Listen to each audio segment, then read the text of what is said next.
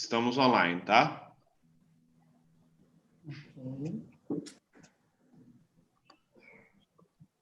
Bem-vindas e bem-vindos ao 14º Encontro Internacional Científico Ótium e Congresso Ibero-Americano de Estudos do Lazer, Ócio e Recreação. Em nome de la comisión organizadora, saludamos a todos os congressistas e invitados internacionales. Es un placer tenerlos aquí con nosotros en este importante Congreso Iberoamericano. Las mediaciones se realizarán en portugués, pero estamos seguros de que la comunicación entre los dos idiomas será fluida y muy positiva. Muchas gracias por sua participação. Este evento é realizado institucionalmente pelo Programa de Pós-Graduação Interdisciplinar em Estudos do Lazer, o PPGL, e o Departamento de Educação Física da Escola de Educação Física, Fisioterapia e Terapia Ocupacional da Universidade Federal de Minas Gerais. Contamos com uma parceria com o Instituto Federal de São Paulo, com a Secretaria Municipal de Esporte e Lazer da Prefeitura de Belo Horizonte, com a Universidade Federal do Espírito Santo e o Programa de Pós-Graduação em Desenvolvimento Sustentável do Trópico Úmido, Núcleo de Altos Estudos Amazônicos da Universidade Federal do Pará e a parceria com a Rede Ótium. Eu sou Elisângela Chaves, professora da UFMG, também do Programa de Pós-Graduação e também organizadora geral deste evento. Passamos a palavra agora à reitora da Universidade Federal de Minas Gerais para a abertura oficial deste evento. Com a palavra, a professora Sandra Regina Goulart Almeida. Seja bem-vinda. Muito obrigada, Elisângela. Bom dia a todos e a todas. Buenos dias a todos e todas. É um prazer, como reitora da UFMG, que sou, abrir esse evento e dar as boas-vindas a todos vocês, mesmo que de forma virtual. Eu gostaria de começar cumprimentando a presidenta da Rede Ótium, professora Maria Jesus Monteagudo, da Universidade de Deusto, Espanha. Bem-vinda a nosso evento. É um prazer tê-la conosco. Eu cumprimento também a professora Liana Romero, que aqui representa as instituições brasileiras, as várias instituições brasileiras que são nossas parceiras nesse importante evento. Um cumprimento muito especial ao meu querido amigo, parceiro, na condução da nossa universidade, professor Gustavo Pereira Cortes, que tem sido realmente muito solidário nesses momentos muito difíceis que nós temos vivido, em razão da pandemia e do contexto também das instituições, principalmente das nossas instituições brasileiras. E cumprimento com muito carinho também o professor coordenador-geral do evento, professor Helder, e também a professora Elisângela, que se esmeraram para organizar esse evento em tempos tão adversos para todos nós, né?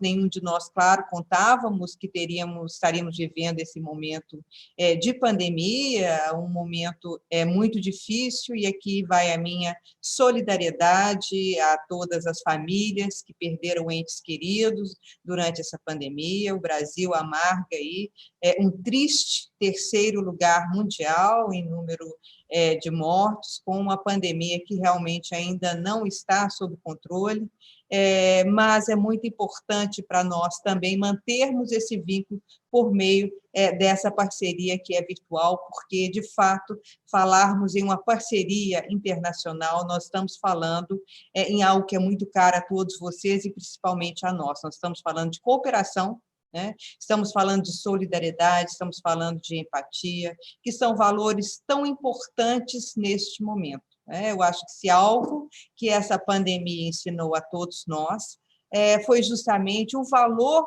dessa cooperação que se quer solidária, que se quer empática, que se quer com o objetivo de cooperação entre todas as partes. Eu acho, pelo que eu pude perceber, pelo que eu conheço desse encontro, é exatamente a filosofia que modela toda a configuração desse curso e também dessas reflexões que estão postas nos próximos dias. Então, não podemos pensar, claro, num evento fora desse contexto que nós vivemos. E eu acho que esse evento ele traz algo muito importante para todos nós, pensar nos estudos do lazer, do ócio, na recreação, como um viés interdisciplinar, transdisciplinar que esse evento tem, é extremamente importante para todos nós. Nós já sabemos que os grandes problemas que nós enfrentamos como sociedade, como países, eles encontrarão solução através de uma perspectiva que seja interdisciplinar e transdisciplinar.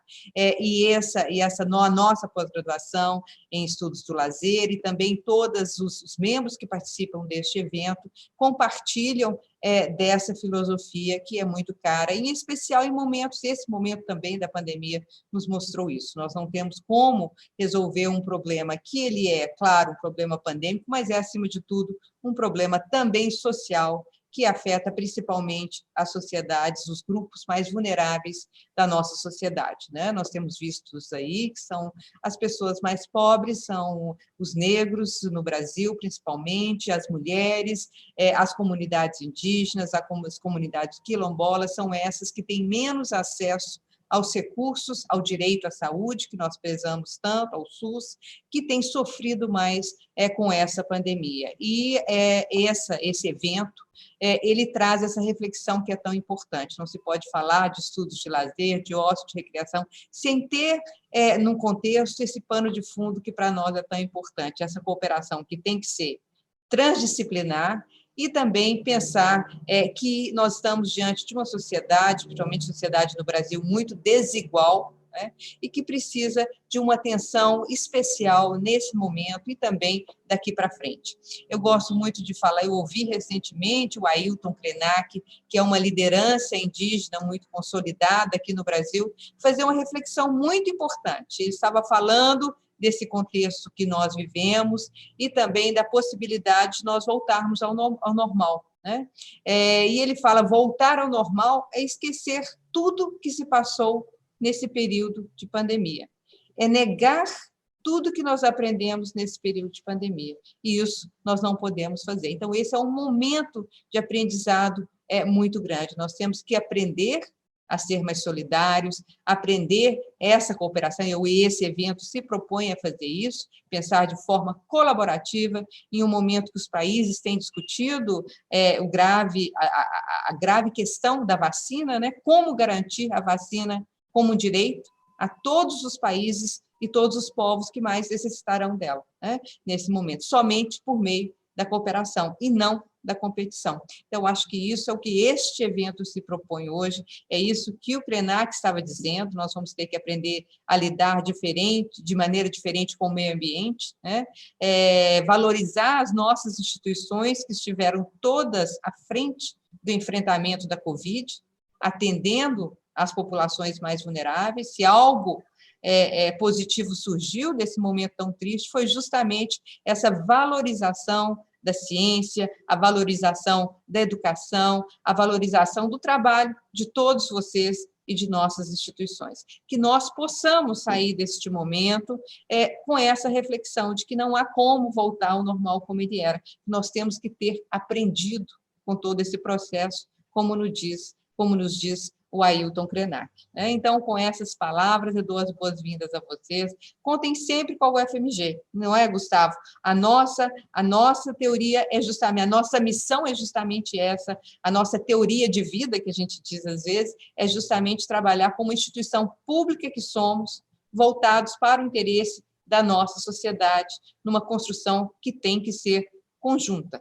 Como dizia Guimarães Rosa, a vida é multirão de todos. E esse evento mostra muito isso. É por meio dessa reflexão que nós vamos não apenas sair desse momento pandêmico, eu realmente acredito nisso, mas que nós vamos também pensar numa sociedade melhor e sairmos mais fortalecidos, uma sociedade mais equânime, menos desigual, em que nós possamos valorizar cada vez mais a solidariedade, o convívio com o outro, o contato com o outro, e principalmente a cooperação mútua, que é o que se propõe neste evento. Muito obrigada, é uma honra poder estar aqui com vocês, abrindo esse evento, que é tão importante para a Escola de Educação Física, Fisioterapia, Terapia Ocupacional, mas que é muito importante também para a nossa instituição. Nós saímos melhores e mais fortes quando nós temos uma cooperação desse nível que vocês nos trazem hoje. Muito obrigada, tenham um excelente evento e sejam muito bem-vindos, mesmo que de forma virtual, na nossa instituição. Muito obrigada. Vou retorno a palavra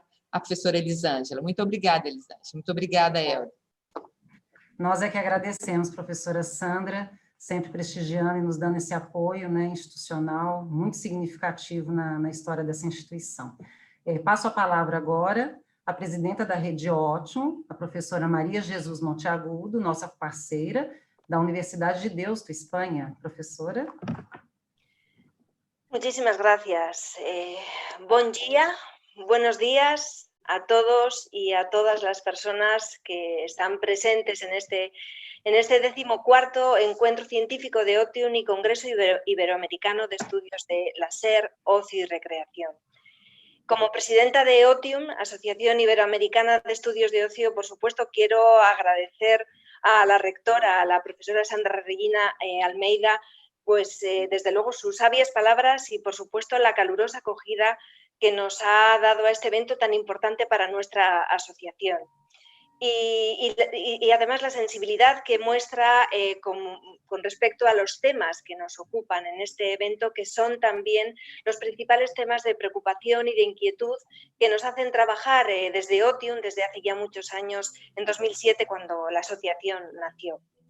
Quiero agradecer también la excepcional labor y el apoyo en la organización de este congreso, pues al resto de las universidades, entidades y personas implicadas, sin las cuales estoy segura pues que no hubiera sido posible acometer este desafío que implica pues la celebración de un evento de las características de las que tenemos ahora mismo, ¿no? Un evento capaz de acoger ni más ni menos que a más de 300 personas, 300 participantes, concretamente 340 en estos momentos, quizá incluso continúe subiendo en el transcurso de los 3 días que tenemos por delante de trabajo, 110 trabajos presentados que serán organizados ni más ni menos que en 21 grupos temáticos que además en muchos casos se desarrollarán de manera simultánea. Esto es, como digo, un desafío, un reto que bueno, pues me alegra enormemente que una universidad de la talla de la Universidad Federal de Minas Gerais pues sea la que está liderando esta labor. Es un éxito asegurado. Quiero además, porque no puedo dejar de hacerlo, creo que es de justicia, pues destacar el compromiso, el esfuerzo y también la dedicación de las personas que están liderando la coordinación de este evento. Cómo no, nuestros queridos profesores Elder Isayama y también Elisângela Chávez. Creo que sin ellos, pues efectivamente todo el esfuerzo y toda la labor que están haciendo no hubiera permitido que hoy estaríamos aquí, que estuviésemos aquí todos en este congreso. Ambos son miembros activos de Otium y desde luego quiero aprovechar, bueno, pues para dar la enhorabuena a los dos, por supuesto, y a todas las personas y entidades y universidades que representáis, porque estoy segura de que lo que estamos inaugurando en este momento será un evento de gran interés a recordar por todos y todas las congresistas y desde luego un hito en la historia y la trayectoria de Otium como asociación. El tema del congreso que inauguramos ahora mismo, los estudios de ocio, la serie Recreação, por cierto, lo he intentado ensayar en portugués varias veces, pero ha sido tarea difícil y prefiero decirlo en castellano. Creo que constituye una oportunidad inexcusable, desde luego, pues para mejorar el conocimiento que tenemos, que hemos desarrollado como expertos en estos temas a lo largo de los años, pero es fundamental que seamos capaces de, en estos momentos tan complicados, como comentaba la rectora, la profesora Sandra, Regina, en estos momentos tan complicados de pandemia y tan inéditos a los que nos enfrentamos, es fundamental entender la importancia actual de estos fenómenos que nos van a ocupar estos días y, desde luego, pues en qué medida pueden ser de alguna forma aliados en la construcción de un mundo más justo, más equitativo y más viable, también mejor para todos, ¿no? Y en este sentido, sí que quería pues destacar que se trata de temas que, como comentaba al principio, están profundamente alineados con los intereses, las inquietudes de Otium, que intenta, como asociación universitaria y que acoge ni más ni menos que a 21 universidades de 8 países iberoamericanos distintos, intenta, como decía, a través de sus diferentes actividades en el ámbito de la formación, de la investigación y de la transferencia científica, dar respuesta a toda una serie de problemas cambiantes, además, como estamos viendo, muchos de ellos permanentes, por desgracia, pero también nuevos problemas a los que se enfrentan las sociedades contemporáneas y en las que pensamos que quizá el ocio, el láser y la recreación tienen mucho que decir y aportar en ello. Finalmente, en este listado de agradecimientos no quiero olvidarme, por supuesto que no, de todos y todas las personas que forman parte de Otium, bien como miembros activos desde 2007 o como investigadores e investigadoras asociadas. Una vez más, a lo largo de nuestra historia, estamos aquí viviendo un nuevo evento, un nuevo congreso, encuentro anual. Y esta vez no será, bueno, no podremos saludarnos y no estaremos físicamente presentes, pero estoy segura de que estaremos también muy cerca, aunque sea a través de las pantallas. Y quiero desde luego dar las gracias a todos y a todas vosotras por vuestra implicación y vuestro compromiso y por estar ahí siempre, apoyando en este caso este congreso, el esfuerzo y la colaboración y el trabajo excepcional que están haciendo desde la Universidad Federal de Minas Gerais. Muchísimas gracias a todos. Espero que estos 3 días que tenemos por delante sean días muy fructíferos, intensos, estoy segura, casi más intensos que si estuviéramos allí, que seguramente los compaginaríamos con tiempos de ocio que ahora no vamos a tener, pero estoy convencida de que serán igualmente productivos y bueno, pues muchísimas gracias de nuevo. Nos vemos en las pantallas. Sim, muitas graças, professora. Uma satisfação tê-la conosco. E passamos, então, a palavra à nossa representante das instituições brasileiras, que são parceiras desse evento, a professora Liana Romera, da Universidade Federal do Espírito Santo. A palavra é sua, Romera. Olá, buenos dias a todos e todas. Bom dia aos meus colegas, às autoridades presentes, aos membros da Associação Ibero-Americana de Estudos de Ócio, professores, estudantes, os representantes das universidades do Brasil e do exterior e congressistas. A Rede Otium confiou ao Brasil a responsabilidade pela organização do seu 14º Congresso Científico, e é, sem dúvida, uma tarefa que nos honra, mas, ao mesmo tempo, exige, pois, junto com o convite, vem o desafio de manter a qualidade das edições anteriores. Na figura da doutora Maria Jesus Monteagudo, presidente da Associação Ibero-Americana de Estudos de Ócio, agradecemos a confiança depositada em nós e nas nossas instituições brasileiras. Desde que decidido que o Brasil seria o anfitrião dessa edição, tendo, no primeiro momento, a Universidade Federal de Minas Gerais, a UFMG, como sede, o professor Helder Isayama estendeu o convite a outras instituições públicas. Criou-se, então, um consórcio de instituições responsáveis por planejar e desenvolver a presente edição. Então, junto à UFMG estão o Instituto Federal de São Paulo, IFSP, Universidade Federal do Espírito Santo, UFES, Universidade Federal do Pará, UFPA, e a Secretaria Municipal de Esportes e Lazer da Prefeitura de Belo Horizonte. O evento tem ainda a chancela da ANPEL, Associação Brasileira de Pesquisa e Pós-Graduação em Lazer, e o apoio irrestrito da Rede Otium e dos seus membros. Quando esse convite chegou, no ano de 2019, nós ainda não conhecíamos a pandemia, que impactou o nosso cotidiano, transformando os modos de relação da sociedade em todos os níveis, impactando cada detalhe das nossas vidas. Nós tivemos um ano de experiências inimagináveis, de aprendizados dolorosos e transformadores, além de muita tristeza. A impermanência do ser se fez percebida, obrigando-nos a reconhecer a nossa fragilidade e refletir sobre as nossas escolhas.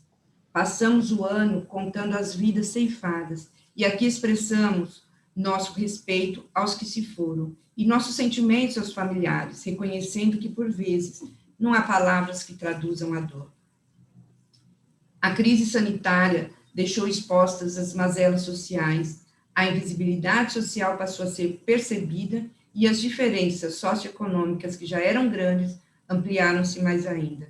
Tudo isso frente a um governo inoperante e negacionista, que até o momento não se solidarizou com as famílias enlutadas pelas mais de 170 mil brasileiros levados pela Covid-19. Vivemos não só a crise sanitária, mas também econômica e política, reconhecendo que os estudos do lazer dialogam com as mais diferentes questões sociais. Eu entendo como importante espaço para registrar a nossa dor e indignação pelas dificuldades que atravessamos. Nesses tempos, a relevância da ciência para a sociedade também ficou evidente, e, nesse sentido, promover o debate das temáticas que envolvem o lazer a partir do olhar sociológico e científico representa um ato de resistência. De algum modo, a pandemia evidenciou aquilo que nós, que pesquisamos nesse campo, já sabíamos: a relevância do lazer, da sociabilidade, da arte, como preciosos combustíveis de nossa vida, reafirmando a importância das relações humanas e do encontro social, promovidos no e pelo lazer, e que, de repente, ficou também cerceado. Os desafios de 2020 exigiram maior criatividade, e foi então que propusemos o evento virtual, e aos poucos o 14º Congresso foi tomando um contorno de viabilidade para todas as instituições parceiras, seguindo a tendência de tantas outras ações da nossa vida que tiveram que migrar para a tela do computador, local que ocuparemos nesses próximos dias.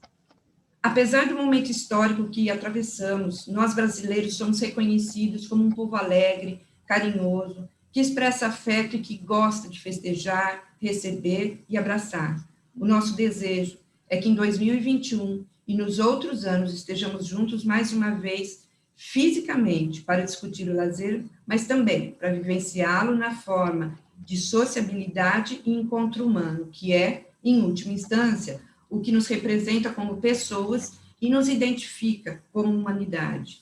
Porque acreditamos que o lazer resgata nossa humanidade, devolve a possibilidade de esperançar, e é na esperança por uma sociedade mais justa que queremos acreditar. Em nome das instituições organizadoras, agradecemos a todos os envolvidos nesse trabalho, agradecemos a confiança em nós depositada e desejamos um excelente congresso a todos nós. Obrigada, professora Liana. Nosso desejo conjunto, né? Passo agora a palavra ao meu querido amigo e nosso diretor da Escola de Educação Física, Fisioterapia e Terapia Ocupacional da UFMG, professor Gustavo Pereira Cortes. Bom dia a todos e a todas. É um grande prazer participar da 14ª edição do CIELO, Congresso Ibero-Americano de Estudos de Lazer, Ócio e Recreação, que conta com o apoio da Escola de Educação Física, Fisioterapia e Terapia Ocupacional da Universidade Federal de Minas Gerais, também da Secretaria Municipal de Esporte e Lazer da Prefeitura de Belo Horizonte. É representado pelo Fabiano, pela Lucilene, um grande prazer revê-los aqui. Gostaria de saudar inicialmente nossa magnífica reitora da Universidade Federal de Minas Gerais, minha amiga, professora Sandra Regina Goulart Almeida. A professora Sandra tem sido uma parceira inestimável para com a nossa comunidade, sempre atenta aos nossos eventos, colaborando com as nossas ações, sempre buscando a melhoria, e o papel tem sido fundamental, Sandra, na condição dessa universidade, sempre defendendo o ensino público, gratuito e de qualidade. Receba nossos cumprimentos, nosso abraço, e saiba que estamos do seu lado. Sabemos que não tem sido uma luta fácil, uma mulher, toda situação que você passa na Andiques, toda situação com esse governo que nos disputa, de uma forma completamente enviesada ou que não nos escuta, mas é sempre um prazer ver você na sua luta, você nos inspira a cada dia. Também me solidarizo com suas palavras, Sandra. Temos sofrido os efeitos dessa pandemia, partida de vários colegas aqui, colegas nossos da universidade, familiares, amigos, vítimas dessa grave situação mundial. Mas também nos faz refletir sobre esse papel de resiliência que temos, né?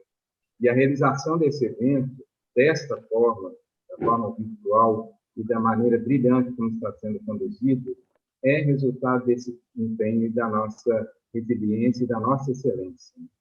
Quero saudar também a professora da Rede Ótima, a professora doutora Maria de Jesus Monteagudo, da Universidade de Deusto, na Espanha, pela organização. Quando você conta a história desse evento, para nós, nos parece ainda mais brilhante a forma como ele é construído, como ele vem sendo elaborado durante todos esses 14 anos. Muito obrigado pela parceria com a nossa instituição e com a formação de tantas pessoas junto à nossa universidade. Também saúdo representando as instituições brasileiras participantes do evento, a professora Liana Romeira, da Universidade Federal do Espírito Santo. E, em nome de você, Liana, agradeço a todas as parcerias envolvidas e a todo o empenho de todas essas instituições. E, por fim, não menos importante, quero saudar meu amigo, coordenador-geral do evento, professor Helder Isayama, que conheço desde a minha entrada aqui na Universidade Federal. Não vou falar o tempo, né, Helder, para não nos comprometer, mas são muitos anos de convivência, aqui representando o programa de pós-graduação interdisciplinar dos estudos do lazer.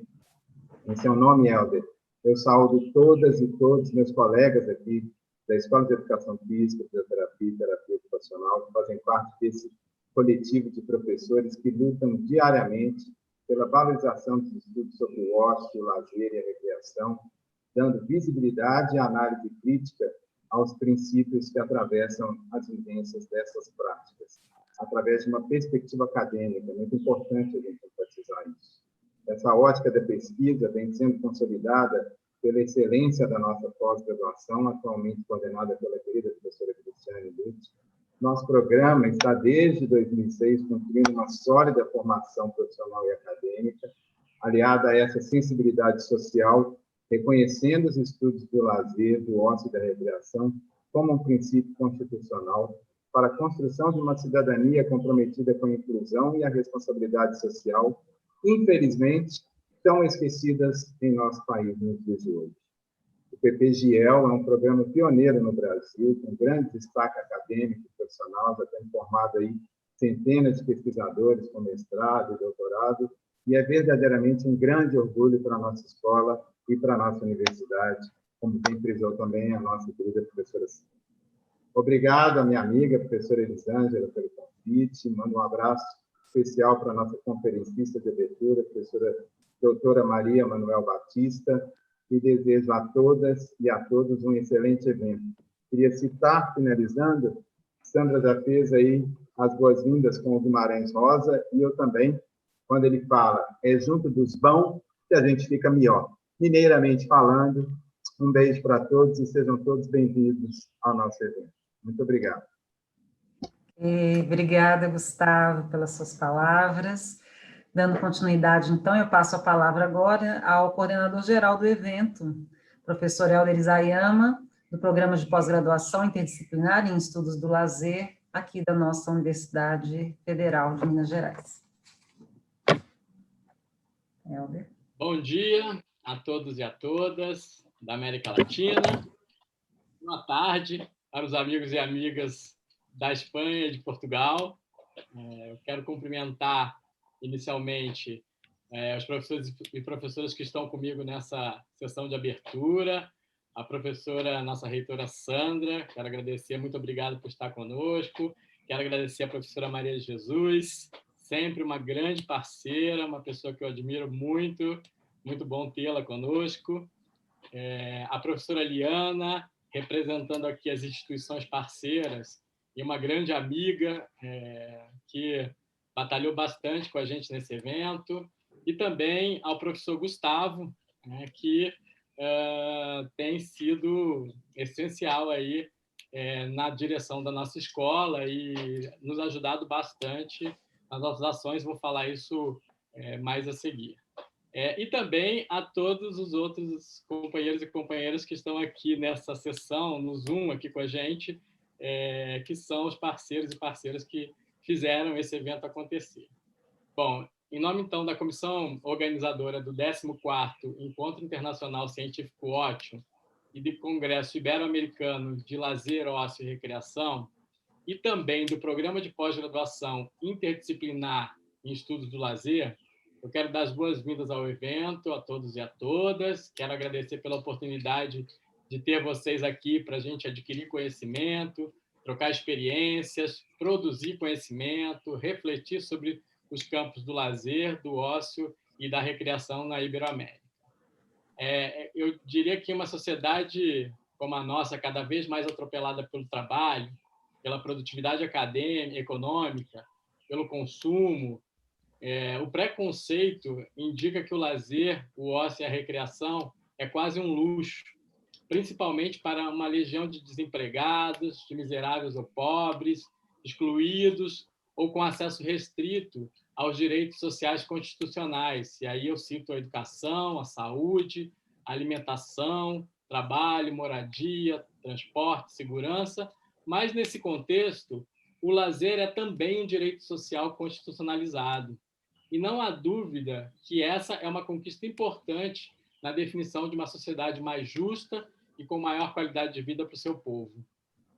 Não podemos, eu acho que esquecer aqui, que a pandemia ampliou esses nossos desafios em todos os aspectos de nossas vidas, mas também em relação ao acesso ao lazer, já que as desigualdades sociais têm sido escancaradas. Em momentos de distanciamento social, foi possível perceber o quanto as vivências de lazer, ócio e recreação são necessidades fundamentais na vida de qualquer indivíduo. Isso foi destacado por vários membros aqui dessa sessão de abertura. Assim, eu acredito que pode haver um mundo melhor para todos e todas, né? E que, para isso, é necessário também pensar na qualidade das nossas vivências de lazer.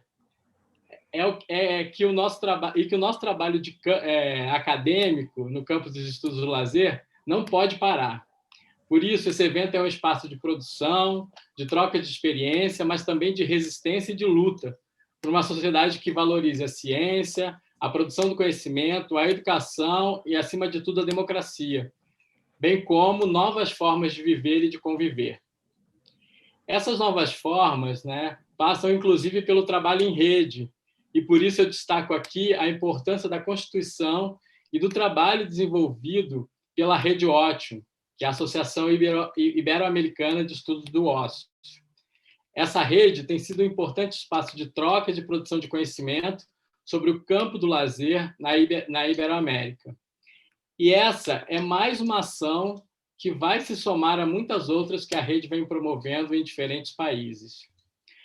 Acho que nunca é demais lembrar, que a questão da pandemia nos trouxe uma série de dificuldades e desafios, e aqui também quero me solidarizar com as famílias e os amigos das mais de 1 milhão de vítimas da Covid no mundo.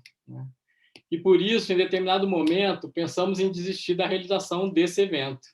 No entanto, a comissão organizadora resolveu aceitar o desafio e transformar o evento, previsto inicialmente para ser presencial, em um evento totalmente online. Confesso que não tem sido nada fácil trabalhar com essa outra lógica, mas aqui está, o 14º Encontro Internacional Científico Ócio e o Congresso Ibero-Americano de Estudos do Lazer, Ócio e Recreação. Temos hoje um pouco mais de 340 participantes, uma conferência de abertura, 4 mesas redondas, 110 trabalhos a serem apresentados, em 21 grupos temáticos, uma sessão de lançamento de livros e podcast. O evento conta com a participação de representantes da ANPEL, da Associação Brasileira de Pesquisa e Pós-Graduação em Estudos do Lazer, e de professoras e professores, pesquisadores e pesquisadoras, profissionais e acadêmicos, de 18 estados brasileiros e de 8 países da Iberoamérica. Como resultado do evento, publicamos a coletânea com todos os textos que serão apresentados nos grupos de trabalho, já está disponível no nosso site para as pessoas fazerem um download. E no ano que vem lançaremos um e-book com os textos das palestras desse evento e também de pesquisas desenvolvidas por membros da Rede Ótimo.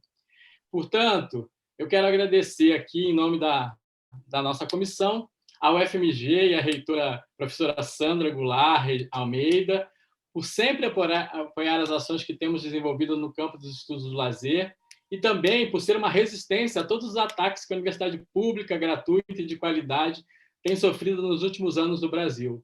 Professora Sandra, nós estamos com você nessa luta, conte sempre conosco.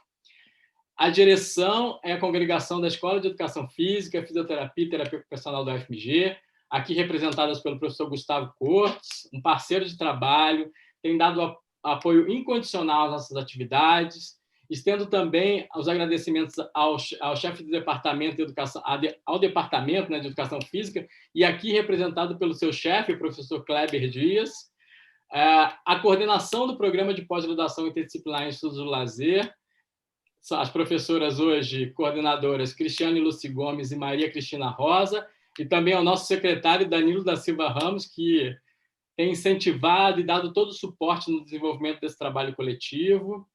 Gostaria de agradecer também a confiança da presidenta da Rede Ótimo, professora Maria Jesus Monteagudo Sanches, e dos amigos e amigas da rede por toda essa confiança mesmo depositada em nós para a realização desse evento.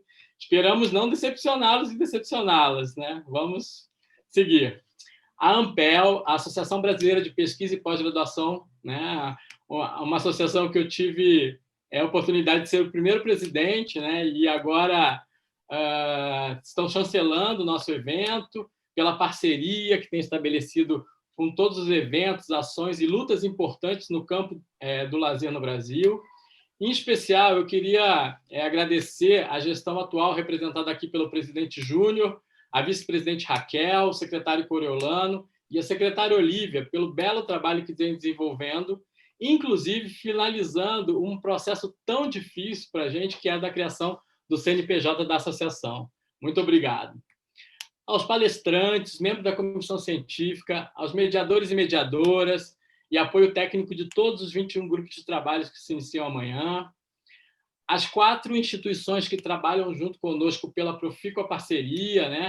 A Universidade Federal do Pará, representada pelo Núcleo de Altos Estudos Amazônicos e pelo Programa de Pós-Graduação em Desenvolvimento Sustentável do Trópico Úmido, a Universidade Federal do Espírito Santo, representada pelo Centro de Educação Física e Desporto e pelo Programa de Pós-Graduação em Educação Física, o Instituto Federal de São Paulo, representado aqui pelo campus da cidade de Salto, e a Prefeitura Municipal de Belo Horizonte, representada pela Secretaria Municipal de Esporte e Lazer.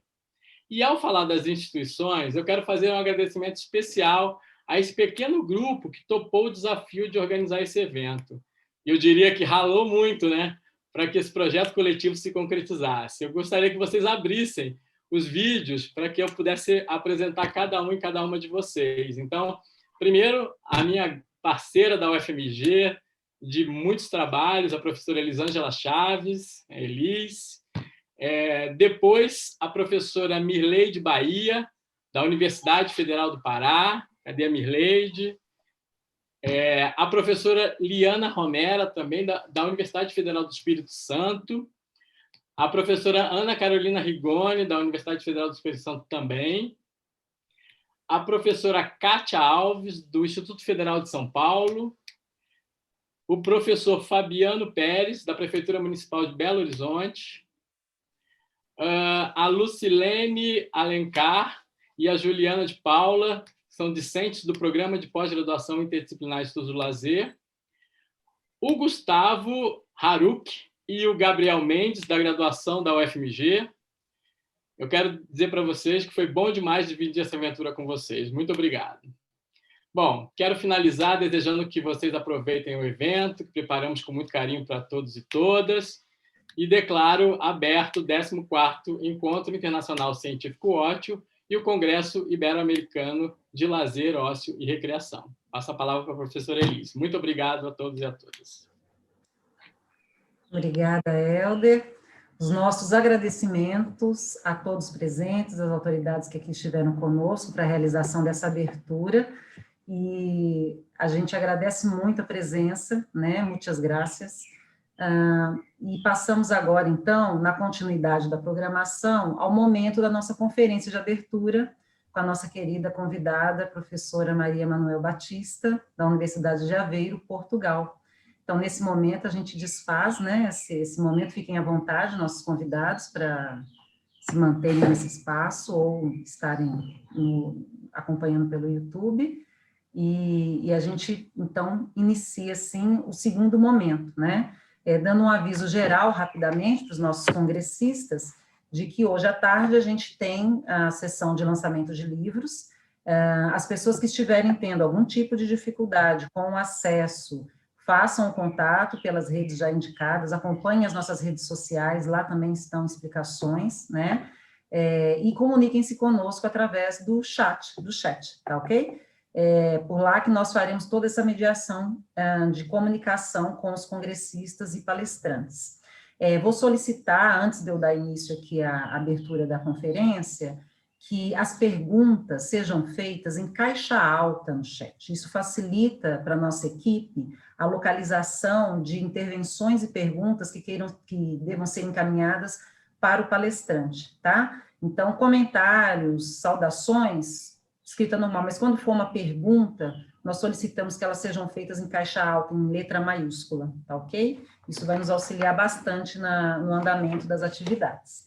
Então, dando continuidade ao nosso evento, a gente tem agora a conferência de abertura, intitulada Estudos de Ócio e Leisure Studies, o atual debate filosófico, político e cultural, que será ministrada pela professora Maria Manuel Rocha Batista.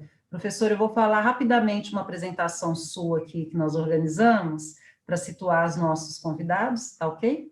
A professora Maria Manuel é licenciada em Filosofia, mestre em Psicologia da Educação e doutora em Cultura, com especialização em Filosofia da Cultura. Em 2013, realizou as suas provas de agregação na Universidade do Minho, na área de especialização de hermenêuticas culturais. Iniciou sua atividade profissional em 1986 como jornalista, e desde então lecionou e conduziu investigação em estudos culturais, nas áreas de interseção entre as ciências humanas e sociais. Nos últimos anos, a sua investigação no âmbito dos estudos culturais centra-se nos estudos pós-coloniais, de gênero e do ócio e do turismo cultural, áreas em que também tem orientado diversos doutoramentos, pós-doutoramentos e mestrados. Participa de diversas redes de investigação nacionais e internacionais. Tem também particular interesse pelas relações entre a universidade e o ativismo social, tendo se tornado cofundadora e presidente da IRENE, Associação de Investigação, Prevenção e Combate à Violência e Exclusão. É professora auxiliar com agregação da Universidade de Aveiro e foi diretora do programa doutoral em estudos culturais da Universidade de Aveiro, parceria com a Universidade do Minho, até 2015. É membro do Conselho Científico de Referé e de muitas outras publicações científicas nacionais e internacionais. É também atualmente diretora e fundadora da Rede Internacional de Estudos Culturais, a RIEC, e membro da Rede Ótimo, além de nossa querida parceira, numa longa trajetória aí que se iniciou com o Helder, mas que na solidariedade dos dois, academicamente, vem se estendendo a orientandos, a processos de pós-doutoramento, e é uma grande satisfação, Maria Manuel, mais uma vez tê-la conosco. A professora já esteve conosco aqui em cooperação, né, no ano passado, foi um momento muito importante para o nosso programa, e a gente agradece imensamente a sua disponibilidade em estar conosco e nos fazer mais de dividir a sua sapiência para os assuntos tão ricos a essa área e as pessoas que aqui estão interessadas perante esse caos que vivemos no mundo. Professora Maria Manuel, seja muito bem-vinda, e passo a você a palavra. Muito obrigada. Em primeiro lugar, bom dia a quem está no hemisfério sul, boa tarde a quem está no hemisfério norte. Eu agradeço muito o convite que me foi dirigido. Em primeiro lugar, agradeço ao UFMG e a todas as instituições que organizaram este congresso. Eu sei bem que isto é um grande desafio. Nós acabamos de organizar um congresso internacional também em outubro pela primeira vez. Estamos todos, no fundo, a fazer as nossas primeiras experiências neste meio ambiente, mas o empenhamento que nós conhecemos nos colegas que participaram desta rede que organiza este congresso dá-nos a certeza que tudo realmente vai correr e já está a correr muito bem. É claro que também quero agradecer à senhora reitora que esteve aqui conosco e agradecer-lhe o empenhamento neste evento e ainda ao diretor do departamento da UFMG que aqui está envolvido, o professor Gustavo Cortes. Mais do que tudo, obviamente, ao meu grande parceiro, o Hélder, e também à professora Elisângela. As parcerias e as redes fazem-se também muito da ligação pessoal, não é? Entre todos nós. E é nesse lugar que não medimos esforços para conjugarmos os nossos trabalhos e levarmos mais adiante estes trabalhos. Queria também agradecer e cumprimentar a professora Maria de Jesus, presidente da Rede Ótio, que é também uma rede que nos tem estimulado a produzir estes encontros internacionais anualmente e que nos aproxima cada vez mais. Portanto, também para a professora Maria de Jesus e a todas as 21 universidades dos 8 países ibero-americanos que compõem esta rede, eu cumprimento. É uma pena não podermos estar em conjunto, ao vivo, não é? Mas esta é uma solução possível e ela agrada-nos muito. E agrada-me muito também estar aqui a representar a minha universidade, que é membro da rede Ótimo. Obrigada, professora Elisângela, pela generosíssima apresentação.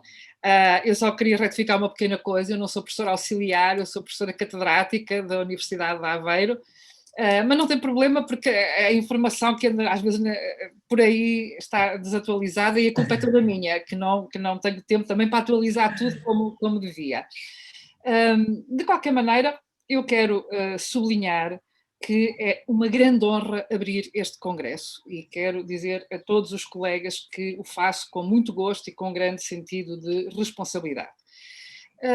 Eu vou então compartilhar a minha tela para podermos seguir com a apresentação que eu tenho hoje para vocês. Um conjunto de slides. Eu sei que, é claro que o português e o castelhano, o espanhol, estão próximos, não é? Mas eu vou tentar falar devagar, pausadamente, e vou ler os slides com um ou outro à parte, o que permite também, talvez, penso eu, que os colegas vão acompanhando com maior facilidade aquilo que eu digo.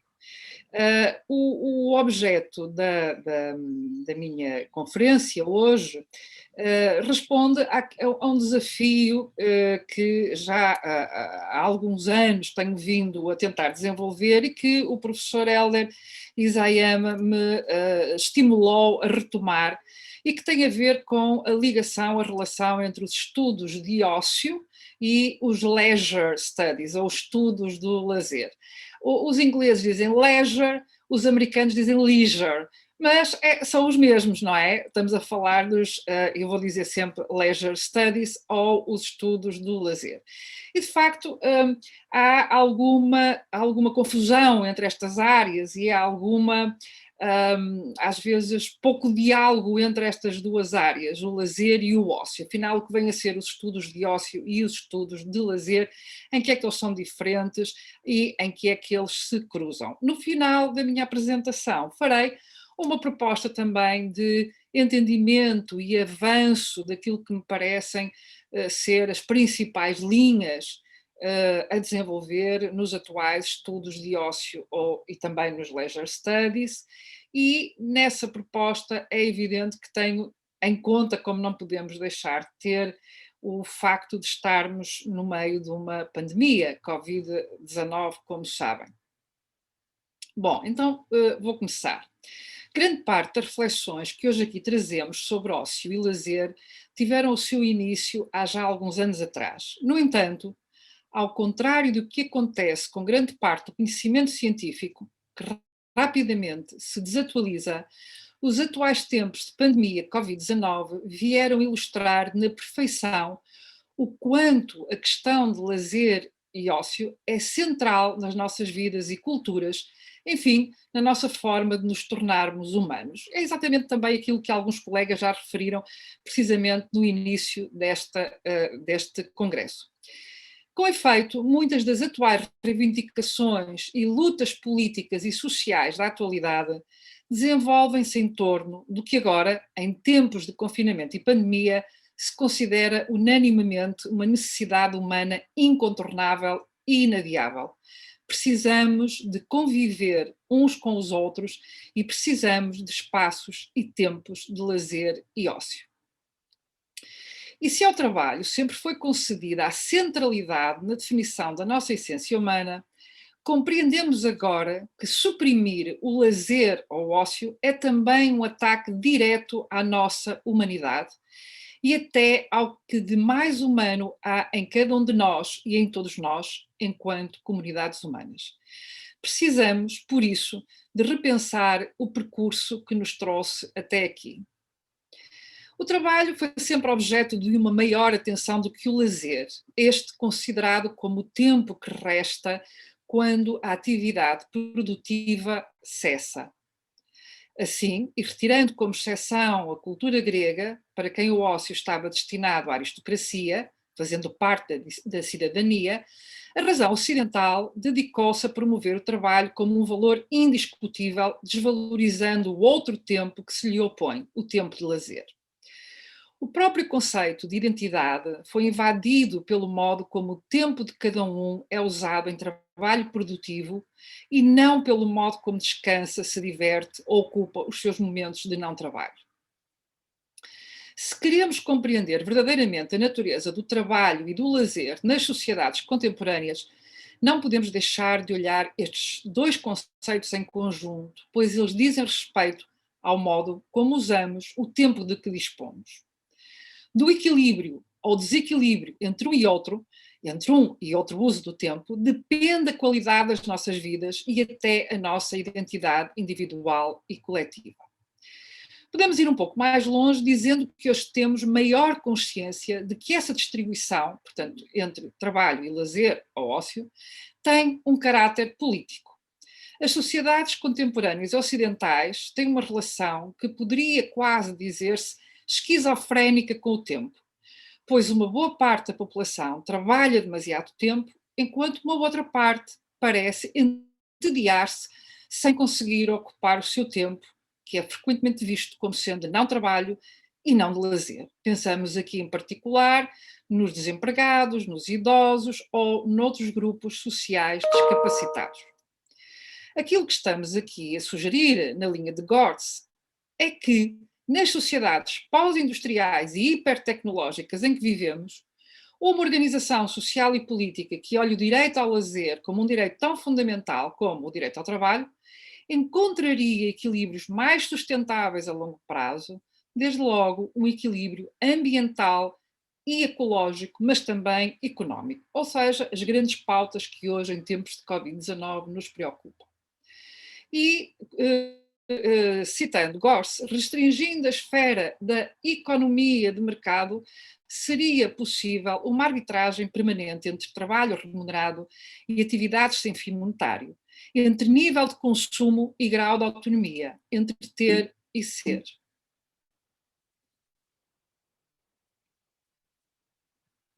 Deste equilíbrio poderia nascer, por fim, o que os autores da Revolução do Tempo Escolhido designaram por abundância frugal, quer dizer, uma civilização que, continuando a garantir a todos uma autonomia e uma segurança existencial crescentes, elimina progressivamente os consumos pletóricos que estão na origem da falta de tempo, poluição, desperdício e de frustrações, em prol de uma vida mais distendida, convivial e livre. Sendo necessário, do ponto de vista da ecologia e da transformação das relações norte-sul, pode também, ao fim de contas, tornar-se normativamente desejável. Na mesma linha, também Paul Lafargue, que todos nós conhecemos, nos recorda, em O Elogio da Preguiça, que o sistema económico capitalista que se organiza na base de uma mecanização e industrialização progressiva, acompanhada por uma intensiva exploração da mão de obra dos trabalhadores, mais não faz do que lançar no desemprego forçado, e não no lazer, milhões de cidadãos que dificilmente podem ser absorvidos por um sistema organizado deste modo. Uns tantos cidadãos trabalham até à exaustão, sem tempo de lazer, apenas um breve período de descanso para retornar ao trabalho, enquanto aos outros se lhes diz que o seu tempo sem trabalho não tem qualquer valor porque ele não interessa ao mercado. Todos os anos, em todas as indústrias, voltam os despedimentos com a regularidade das estações. Ao excesso de trabalho mortífero para o organismo, sucede o descanso absoluto durante 2 e 4 meses e sem trabalho não há comida. Não imaginava Lafargue o quanto estas palavras hoje são absolutamente atuais. Se a este quadro juntarmos a ideia de que o ócio, a preguiça e o lazer são vistos como moralmente perigosos, a preguiça é mesmo um dos 7 pecados mortais, teremos completo o quadro de uma sociedade ocidental que, pelo menos desde o século XVIII, estabelece uma clivagem definitiva entre trabalho, moralmente digno, e lazer, ócio e preguiça, moralmente indigno ou pelo menos potencialmente imoral. Para compreendermos em maior detalhe a importância das relações entre tempo, trabalho e lazer na contemporaneidade, queremos introduzir aqui um outro conceito que a tradição latina, especificamente em Espanha e já no espaço ibero-americano, tem utilizado nas últimas décadas, o ócio. Com efeito, na tradição anglo-saxónica, a área de estudos do lazer tem-se desenvolvido desde os finais do século XIX até aos nossos dias em direções diferentes daquelas que os estudos de ócio têm chamado a si. Podemos ver a evolução paralela, mas diferenciada de estudos de lazer e estudos de ócio. Em relação aos primeiros, portanto, estudos de lazer, analisamos o perfil que descreve o conjunto dos seus itinerários ao longo deste século, a partir da experiência do fenómeno como um problema, até à sua consideração como um produto, incluindo a sua afirmação como um direito. Quanto a este último, o ócio como forma de regeneração opera como uma forma de adaptação local do ócio como problema. O segundo itinerário, ócio como submissão, é produzido pelo deslocamento histórico, que é o primeiro período de Franco. O terceiro itinerário recupera parcialmente o tempo perdido com a introdução do debate teórico sobre o ócio como direito, que penetra através da porta falsa do desenvolvimentismo dos anos 60. Finalmente, o quarto itinerário não elimina a tendência geral do ócio como produto, mas fica em segundo plano até meados dos anos 90, do século XX, devido ao particular desenvolvimento da transição espanhola. Na última década do século XX e no início do século XXI, ocorre um desenvolvimento em ritmo gradual em torno dos estudos do ócio como experiência, numa dupla perspectiva, quer mais humanista, quer mais mercantilizada do mesmo. Uma citação de Doistua, 2006.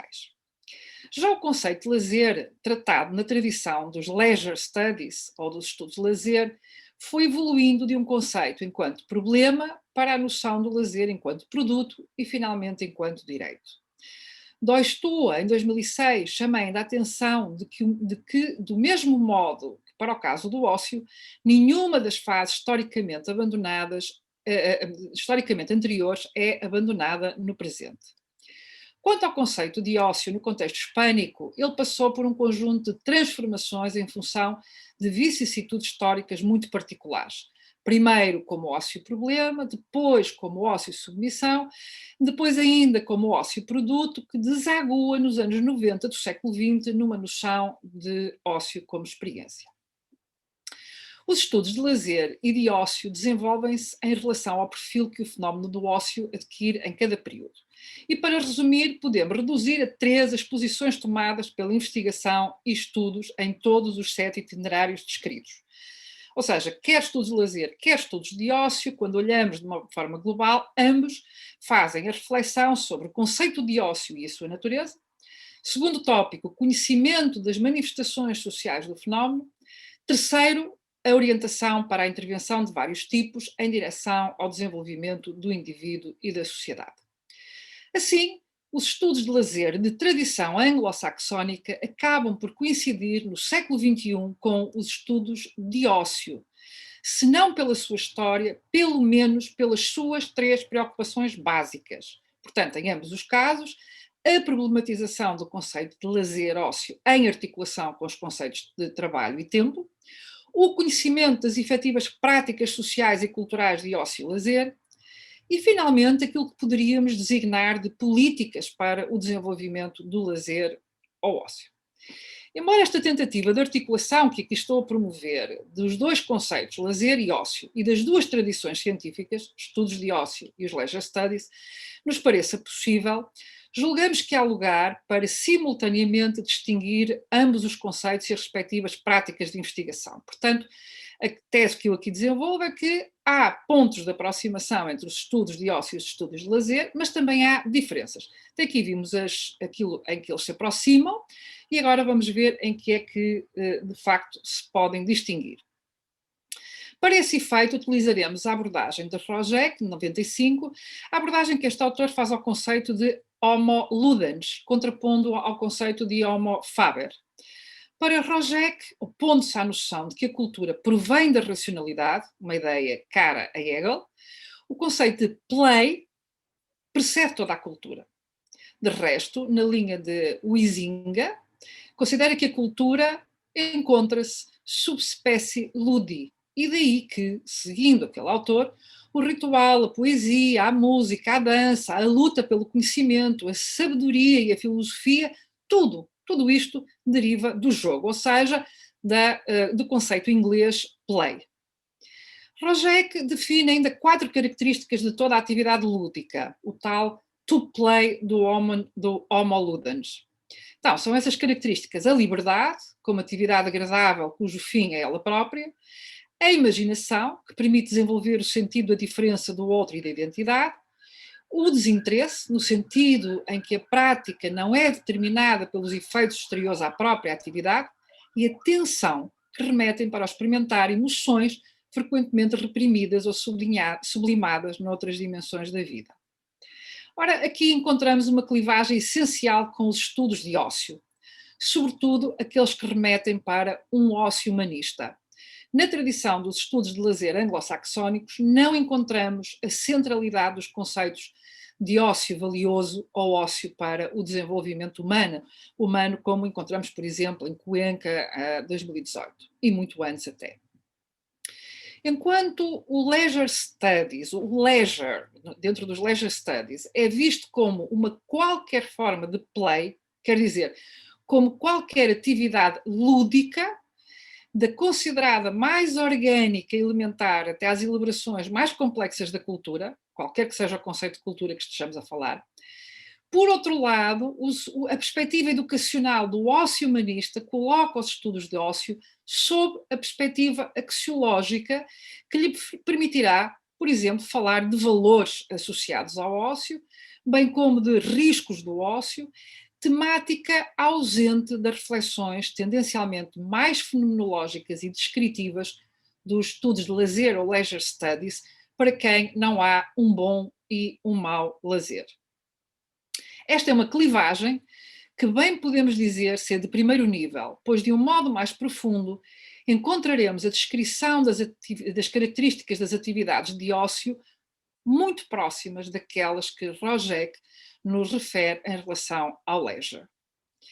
Assim, no âmbito da descrição do conceito de ócio humanista, Cuenca refere vivência lúdica, relacionada com a fantasia e a alegria, a liberdade, percepção do sujeito de que a atividade é livremente escolhida, o autotelismo, um fim em si mesma e não um meio, e formação, uma educação pelo ócio continuado, pluridimensional, diverso e que se oriente para a ação positiva e criadora, evitando, quanto possível, o espetáculo passivo. Em suma, verificamos que entre as perspectivas provenientes dos leisure study e dos estudos de ócio humanista, a divergência parece estar apenas na perspectiva axiológica, que estes últimos, portanto, os estudos de ócio, reputam de grande importância a partir de uma perspectiva de educação e formação para o ócio. Nas restantes características, imaginação, vivência lúdica, liberdade, desinteresse e autotelismo, estamos a falar precisamente do mesmo conceito, pelo que as diferenças entre um paradigma e o outro, afinal, não serão tão radicais como podem parecer numa análise às diferentes histórias que constituíram ambos os campos de estudo.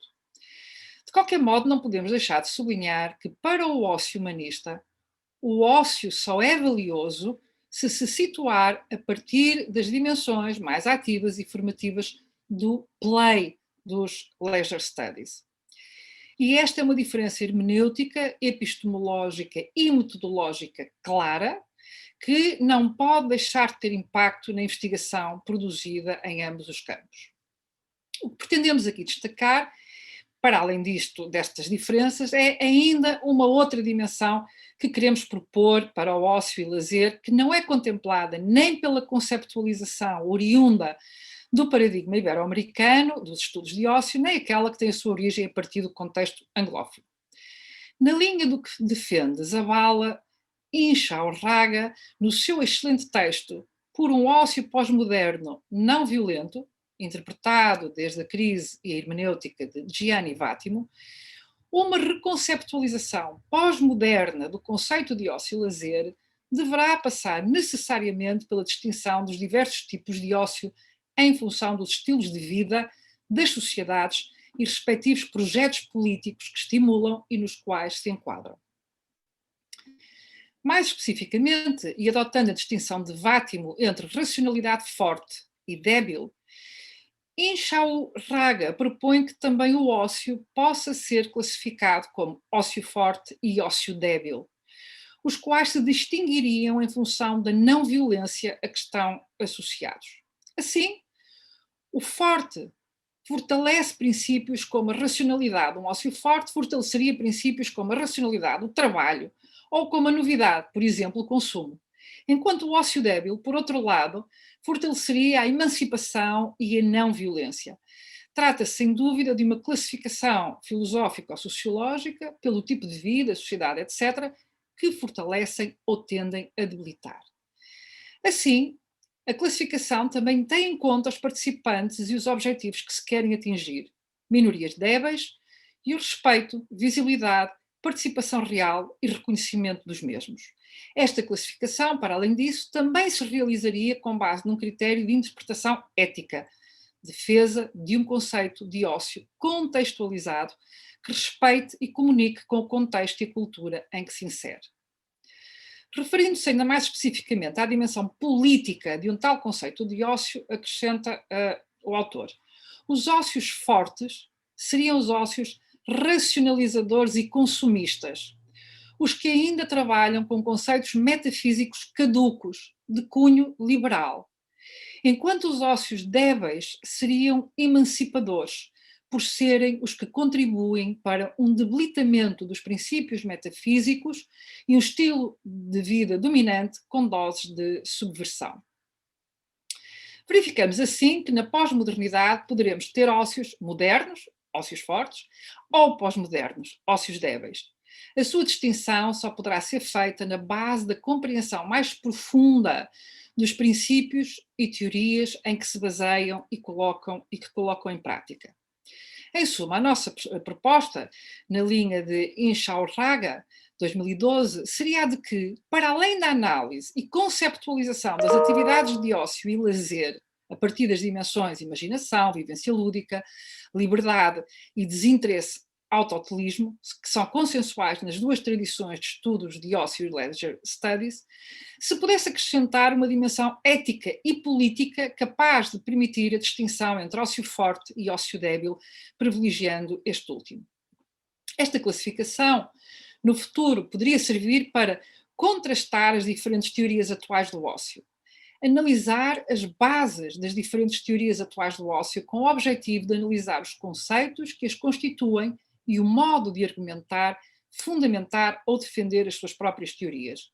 Deduzir a que estilos de vida estão ligados a estas teorias do ócio ou a quais contribuem para manter, com a finalidade de encontrar formas de ócio que apostem na emancipação em relação aos ócios fortes e tratar de desmascarar teorias que ajudem a defender estes últimos ou criticá-los a partir das teorias ainda fortes ou impositivas. Trata-se, com efeito, de um modo de pensar o ócio a partir da tradição filosófica nietzschiana, que considera as relações entre trabalho e tempo livre, ou tempo de ócio, de um modo que desarticula totalmente a representação moderna do trabalho, que se funda na racionalidade forte do sistema hegeliano. O confronto que Vátimo apresenta é o mesmo que já assistimos entre Hegel e Nietzsche, a propósito da questão política do trabalho, lazer, tempo, e que se encontram presentes nas reflexões contemporâneas sobre esta temática. Se, por um lado, permanece a razão moderna que hipervaloriza o trabalho em relação ao ócio, com uma única possibilidade de subjetivação, na linha da dialética hegeliana escravo-senhor, por outro lado, a pós-modernidade traz outras possibilidades de subjetivação para o ócio, lazer, na linha aberta por Nietzsche, que considera que a verdadeira subjetivação não pode nascer do trabalho escravo, mas do ócio do senhor. Com efeito, esta divisão do tempo de trabalho e do tempo de lazer só se torna clara e tão abrupta desde que passamos de sociedades rurais, predominantemente agrícolas, para uma organização industrial do tempo que desde o século XVIII europeu passa a ser quantificado, fragmentado e tornado um bem económico e transacionável. O tempo livre, o tempo de não trabalho, só passa a ter interesse para o sistema económico contemporâneo enquanto pode ser uma atividade também económica, enquanto os sujeitos eterna e constantemente convocados para participar do mercado, quer enquanto consumidores, quer enquanto produtores de bens. Têm assim razão os filósofos que pensaram a questão do trabalho humano, da atividade produtiva e subsistência por relação com o tempo de não trabalho, mais tarde designado por lazer ou, na tradição greco-latina, por ócio. Com efeito, não é irrelevante se cada um de nós ocupa o seu tempo tendencialmente mais em atividades de trabalho produtivo ou de lazer. Nessa relação, não apenas quantitativa, referimos-nos ao número de horas que passamos em cada uma das atividades, mas também qualitativa, se decide a nossa identidade, a nossa qualidade de vida, os nossos interesses, a nossa posição económica e, sobretudo, o nosso posicionamento político e filosófico.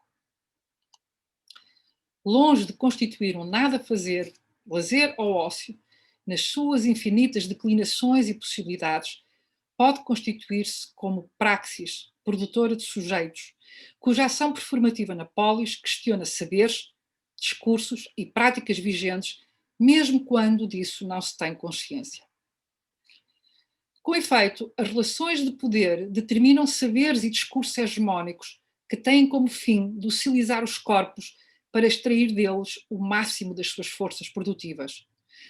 Referimos, por exemplo, à criação de marcos temporais socialmente instituídos que procuram determinar quando o indivíduo é considerado um corpo produtivo, quando já não o é ou ainda não o é.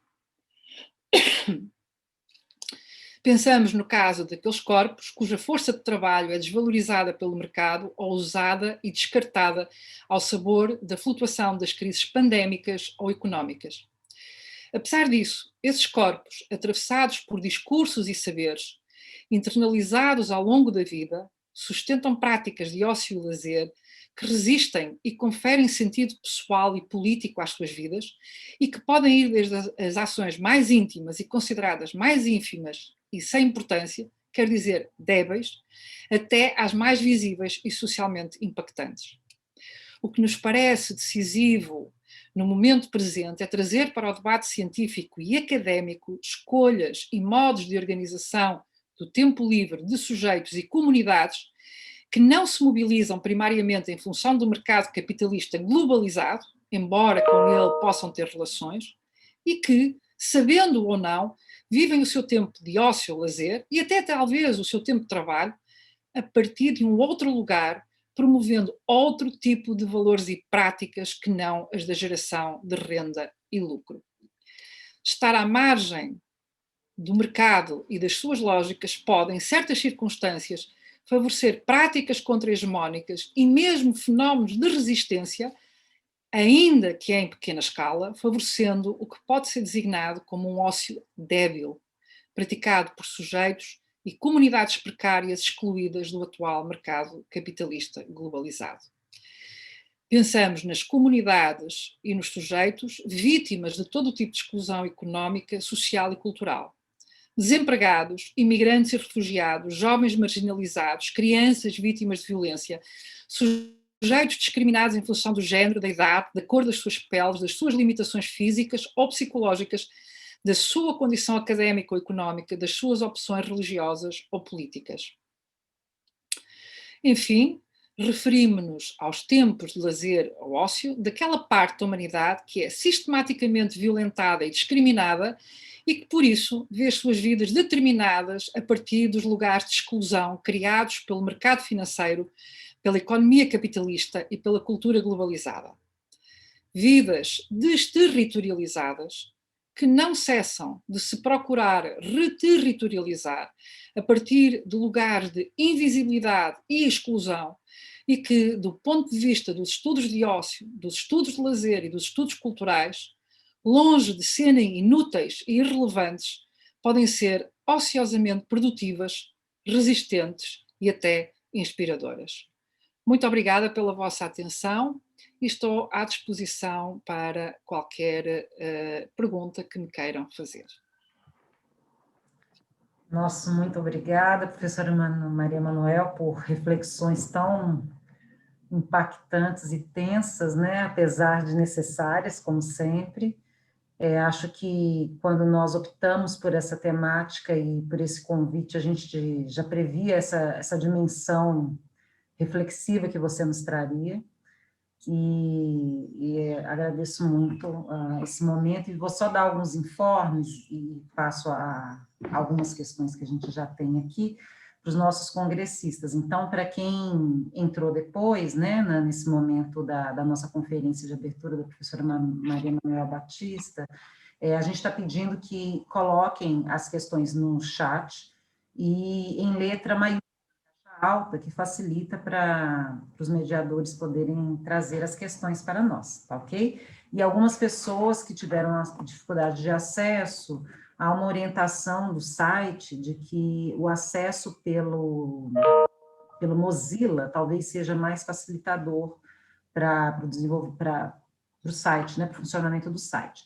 Uma outra informação é que daqui a pouco a gente coloca disponível para vocês questões de avaliação de cada fase do congresso. Então, é um link para que as pessoas possam fazer esse processo que para nós, como organizadores, é muito importante, que é esse retorno, ok? Então, vamos dando continuidade, enquanto as pessoas estão organizando e mandando, vou eu começando aqui. Uma perspectiva, professora, que me toca muito quando... na sua fala, você cita a perspectiva dos corpos, né? Eu venho trabalhando com algumas orientações que estão exatamente focando essa perspectiva da marginalização e dessa relação da resistência e das possibilidades de empoderamento corporais de povos marginalizados. E aí, ampliando, né, como a senhora fez também, pensando esses corpos de cores diferentes, de peles da comunidade, no nosso caso aqui no Brasil, não só porque estamos no mês de novembro, e aqui no Brasil nós temos uma data emblemática, né, que não vamos discutir esse assunto, mas a questão da consciência negra, os corpos femininos, e nessas perspectivas de debate em que eu tenho sido desafiada a refletir, quando a senhora coloca a perspectiva do corpo e da resistência, e como que essas relações de ócio e de práticas outras que se colocam à margem são fundamentais para a nossa análise, eu gostaria de pedir que você falasse um pouco mais nessa perspectiva em relação à possibilidade da resistência política e filosófica, como você citou, ao fazer esse recorte, né, em termos metodológicos, inclusive, para a gente desenvolver reflexões acerca dessa relação laser e e ócio, por favor. E, professora Maria Manuel, nós não combinamos isso anteriormente. Você prefere que eu te faça uma questão de cada vez ou nós podemos fazer duas ao mesmo tempo? Como que você prefere? Como você entender, por mim está bem das duas maneiras. Tá ok, então vou uma de cada vez porque não temos um volume muito grande ainda aqui, podemos? Pode começar com a minha, por favor. Então, a sua pergunta é muito, muito importante e eu gostaria de deixar aqui esclarecido, até de uma forma talvez mais simples do que aquilo que está no texto que eu li. Nós temos uma grande responsabilidade até do ponto de vista metodológico. Nós, investigadores, quer dos leisure studies, ou estudos de lazer, quer dos estudos de ócio, nós temos, e dos estudos culturais, nós temos uma grande responsabilidade. E essa responsabilidade é não só olhar para o que não há, em termos de políticas públicas para o lazer, mas perceber aquilo que as pessoas já fazem, aquilo que há, aquilo que as pessoas instintivamente, inconscientemente já fazem. Ou seja, há práticas de lazer que não estão recobertas por uma narrativa teórica sobre o ócio, nem política, mas que ocorrem no espaço público. Os corpos marginalizados de que a Elisângela fala estão aí, estão na rua, estão em espaços de lazer ou sem serem espaços de lazer, quer haja políticas públicas, quer não haja. E são esses corpos que estão nos espaços públicos, esses corpos que performam os seus lazeres e os seus ócios, que nos devem chamar a atenção a nós, investigadores, pesquisadores, para com eles aprendermos. Isto é o que nós chamamos de um ócio ou um lazer débil. Débil porquê? Porque ele não parte de uma teoria nem de uma narrativa salvífica anterior. Ele parte antes de microanálises, ele parte antes de microresistências, parte daquilo que é possível fazer em determinado contexto, mesmo quando é difícil, mesmo quando não há tempo, mesmo quando não há dinheiro, mesmo quando não há condições de saúde. Então, se nós dirigirmos o nosso olhar de investigadores, de estudos do lazer ou de estudos do ócio, para esses lugares onde parece que não acontece nada, onde as grandes teorias sobre o ócio e o lazer não chegam neste sentido, não é daí que elas partem, não é isso que elas pensam. Nós vamos trazer para dentro do campo de estudos de ócio e lazer um conjunto muito rico de práticas que são de resistência, quer aqueles que os pratiquem saibam, quer não saibam. Ou seja, não somos nós, os investigadores de ócio e lazer, que ensinamos às pessoas como é que elas resistem a partir do seu ócio. Nós temos é que ir aprender com elas, mas não com uma ideia daquela razão moderna, hegeliana, não é? Nós tínhamos a nossa grande narrativa universitária, cheia de teorias, cheia de ideias. É o contrário. É a partir de uma escuta do outro. É muito aquela visão mais nietzschiana. A razão, é claro que também é importante, mas provavelmente uma perspectiva nietzschiana vai nos ajudar a olhar para aquilo que é menos evidente, que embora não seja parte e constituído por uma organização racional, uma teoria, não é? Não adianta perguntar às pessoas em que teoria é que se baseiam para estar a fazer, por exemplo, exercício físico ou a passear o cão às 6 da manhã antes de começar o estado de emergência. Não se baseiam em teoria nenhuma.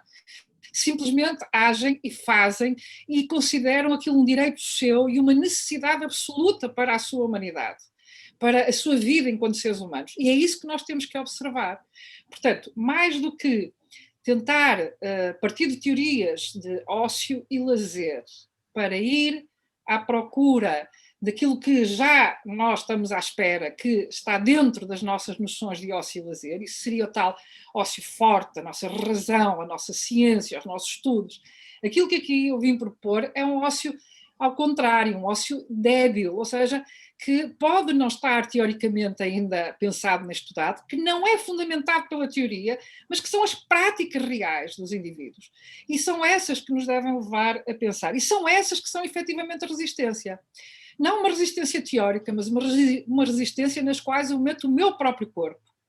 E nós temos visto, por exemplo, em tempos de pandemia, cidadãos absolutamente, digamos, cumpridores de todas as regras, a utilizarem o lazer, precisamente, e o ócio, precisamente em gestos de resistência. Não porque tenham lido um livro sobre ócio, sobre lazer ou sobre resistência, mas porque a sua vida implica passar pelos fios da malha que lhe permitam ser humano. Portanto, esta ideia de um ócio débil ou de um lazer débil é a ideia de sair um bocadinho da racionalidade científica das grandes narrativas e passar um pouco também, não é abandoná-las, mas pelo menos olhar para outros lados. E nesse outro lado vamos encontrar aquilo que os estudos culturais gostam de encontrar, que são as populações débeis, marginalizadas, populações que à partida diremos que as universidades diriam não sabem o que estão a fazer. Não sabem, mas sabem, Os corpos, as pessoas, as comunidades têm sempre razão. Nós é que podemos não saber porquê, não é? Ou como. Sim. Mas, de facto, era esta a grande ideia, a perspectiva essencial da minha fala. Sim, obrigada, professora. Eu acho que aqui a Kátia havia pedido para uma fala sobre a questão da experiência em tempos de pandemia, mas eu entendo que já contemplou, né, Kátia, um pouco. Professora, eu vou fazer um bloco de 2 questões, porque agora nós temos um volume um pouco maior aqui, da professora Roseli Cubo. Se pensarmos lazer e ócio como âmbitos de ser e estar, consciência, de atenção e intenção em propósitos da experiência, e não apenas como atividades nas dimensões filosóficas e políticas, poderia falar mais, por favor, do ócio débil, visto o senso comum pejorativo na palavra? E, Maria Manuel, a gente, se ficar confuso, no chat essas questões estão sendo colocadas também, tá? E você se ficar... E a outra questão da Sheila Sherazade, gostaria que a professora Maria Manuel falasse mais sobre as questões de tempo e trabalho na perspectiva de Nietzsche. Então, muito bem. Fique à vontade. 2 grandes perguntas. Bem, eu penso que a pergunta da Roseli, eu já expliquei um bocadinho porque é que se chama débil. Isto tem a ver com a ideia, com o contraponto, vem do Vátimo, de Gianni Vátimo. Ele fala de racionalidade débil e racionalidade forte. A racionalidade forte é aquela que parte de uma grande narrativa. Não, o século XX assistiu à criação de grandes narrativas, não é? Por exemplo, a narrativa do comunismo, a narrativa do fascismo, e, de facto, elas foram caindo uma a uma. As grandes narrativas perderam, de facto, a sua capacidade de mobilizar os sujeitos. Mas isso não quer dizer que a razão se deva substituir o irracional. Deve-se substituir uma razão que, embora não tendo como aspiração, ou não esteja convencida que consegue encontrar a verdade absoluta, vai conseguindo encontrar micro-verdades. Então, essa razão não é a razão tirana, a razão hegeliana que tudo explica, mas é uma razão débil, mais pós-moderna, que é uma razão que vai tentando compreender a partir da prática. É débil só por causa disto, porque conhece os seus próprios limites e porque não é arrogante. É mais neste sentido, não é? E, portanto, vai à procura daquilo que está a acontecer, das micro-resistências, dos micropoderes, dos corpos no próprio espaço, o que é que eles dizem, como é que os podemos interpretar. E, de facto, isto tem depois aplicações à forma de ser e estar das pessoas, concretamente, não é? Como é que eu interrogo as práticas, vamos começar pelas práticas, não é? E depois vamos à procura, claro, de teorias, mas depois voltamos às práticas e depois voltamos às teorias. Isto é uma metodologia dinâmica, aquela que eu proponho. E isto tem uma dimensão não só filosófica, mas tem uma dimensão política, desde logo o lugar para onde eu viro o meu olhar, para onde é que eu quero virar o meu olhar.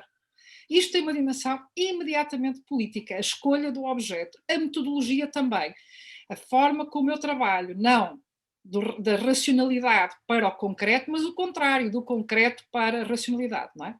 E isto nós poderíamos chamar de lazer ao ócio débil, neste sentido de que ele não está ali para tentar provar uma narrativa do mundo, ou uma utopia, ou uma política de salvação, não é? Com isto vamos mudar o mundo. Não, mas com isto vamos resistindo e vamos mudando aos poucos. Isso não há dúvida nenhuma.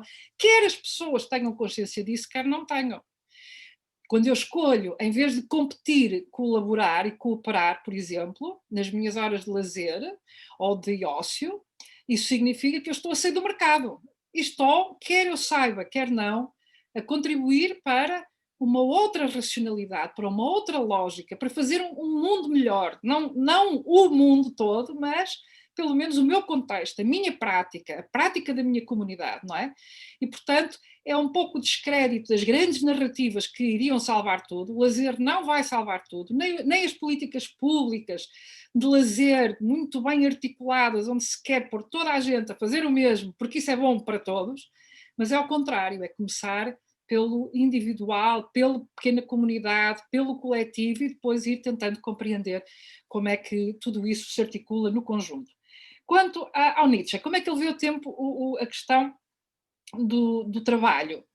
É exatamente ao contrário do Hegel. Enquanto que o Hegel diz que nós temos o escravo e o senhor, não é? E que o escravo consegue a sua identidade, ou seja, subjetivar-se, tornar-se na pessoa que é através do trabalho, e o senhor, como não trabalha, não tem maneira de se identificar, não pode encontrar a sua identidade a não ser através do escravo, e diz o Hegel que isto é uma forma também de ser uma espécie de escravo.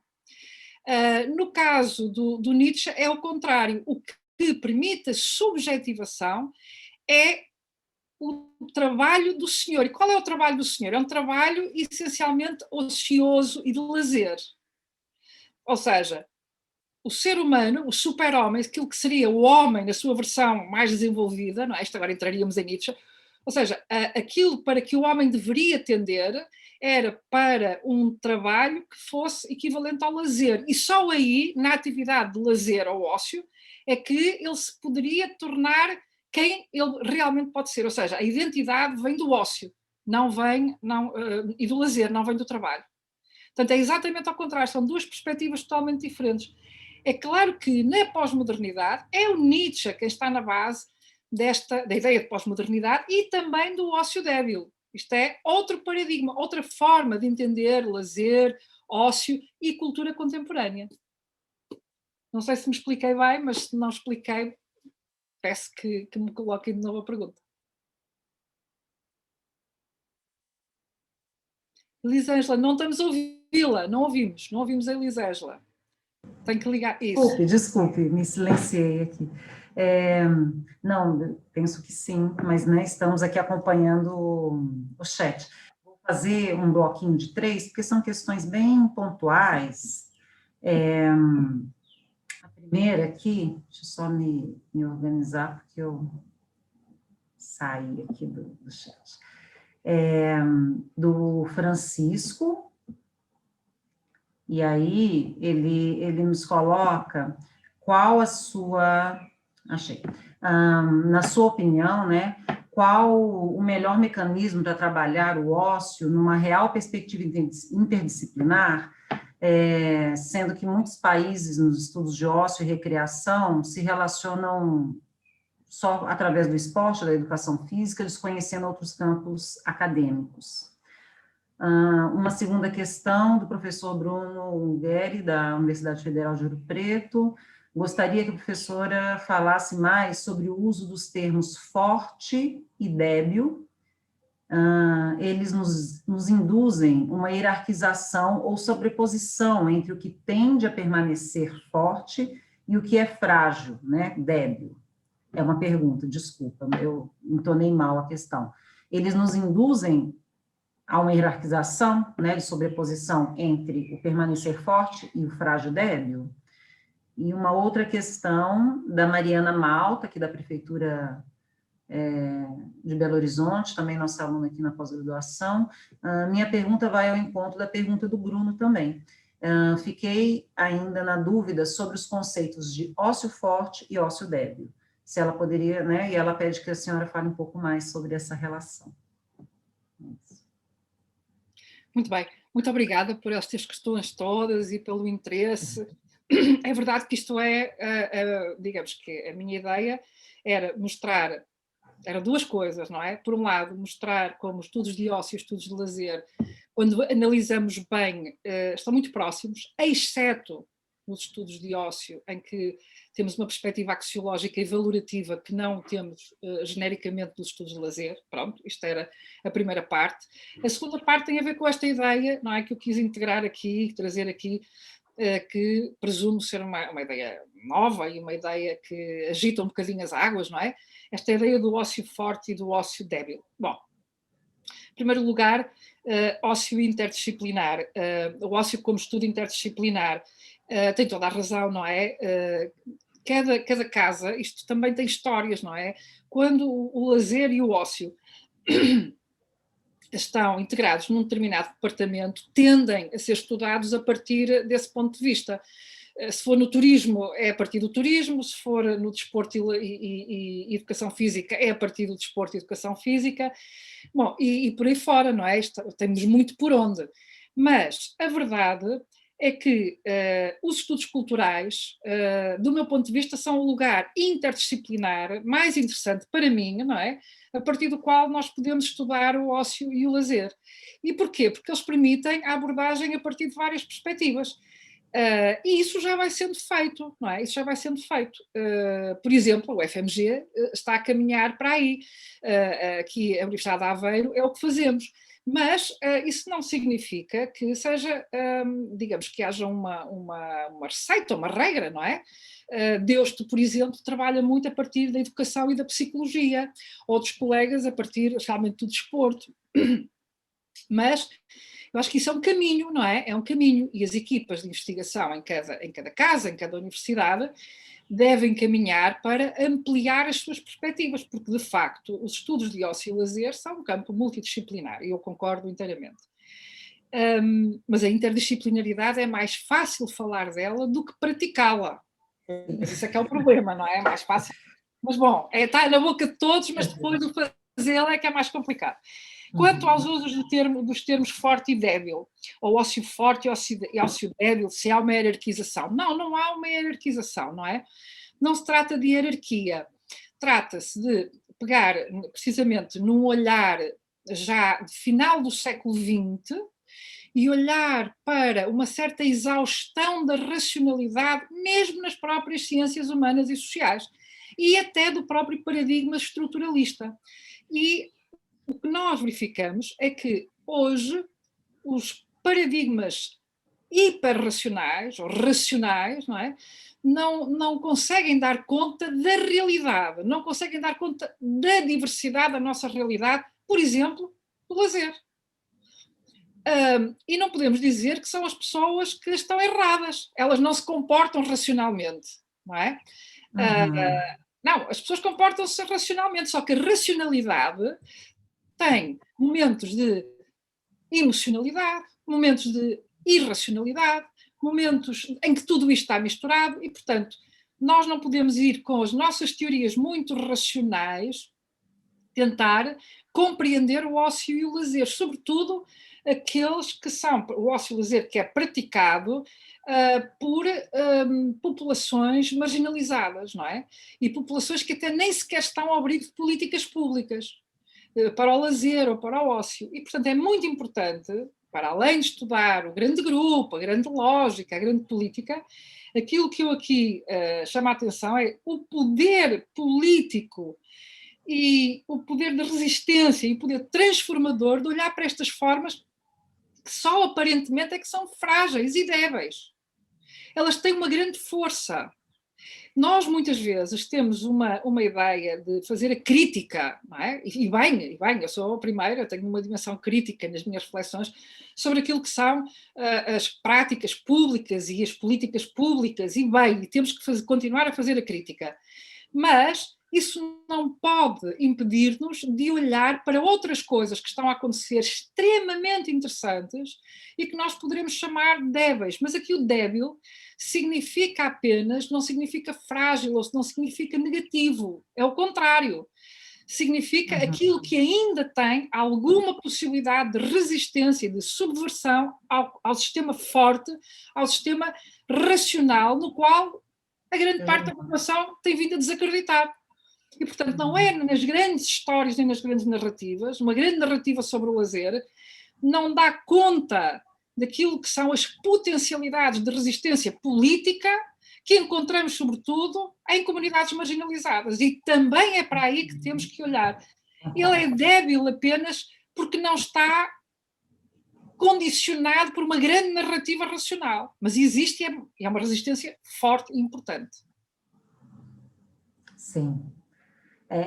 Eu acho que uma das questões muito fortes em relação a isso, para nós, pelo menos brasileiros, acredito que em Portugal talvez também, o peso dessa palavra, né?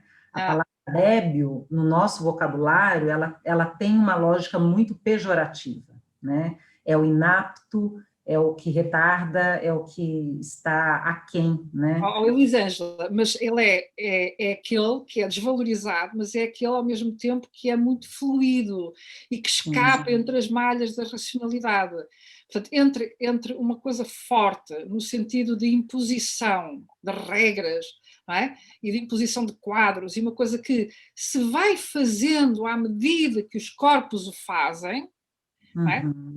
É aí que está a debilidade. Debilidade é quase como se fosse uma fragilidade, não é? Mas ao mesmo tempo uma grande beleza e uma grande força interna. Portanto, este é o termo que o Vattimo utiliza, de facto, o italiano, e que tem uma correspondência direta nas nossas línguas, não é? Nas línguas, tanto no espanhol como no português. E a maneira como ele explica o débil não é uma maneira pejorativa.